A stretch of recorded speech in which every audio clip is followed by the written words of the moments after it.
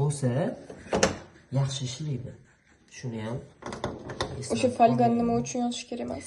Folgani yozishi yomon tarafi gaz o'rtadan mana beryapti, mana gaz bu yoqdan ketsa, mana bu bilan chiqib gaz ketadi. Gaz направлениясini havo to'g'rilaydi. То есть mana bu yonlaridan havo kiradi. Folgani qachon yozish mumkin? Mana shu chizig'igacha bo'lgan joyda yozishingiz mumkin. Qolgan joylariga. Lekin mana shu joy ochiq qolishi kerak. Bunda ham также yonidan joy qoldirib turib, keyin ochib solish kerak. Lekin unaqa qilib solsangiz, vashi anaqa bo'lib ketadi. Foydasi bo'lmaydi folgani yozish. Lekin yozganingiz muammo bo'ladi. Xo'p.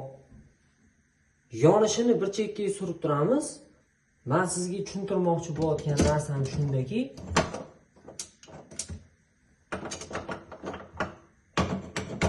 agar olovni kuchi tepaga intila olmasa, kislorod kam bo'ladi. Kislorod kamligini hisobidan olovni kuchi tepaga intila olmagani uchun olov pastga urishga harakat qiladi.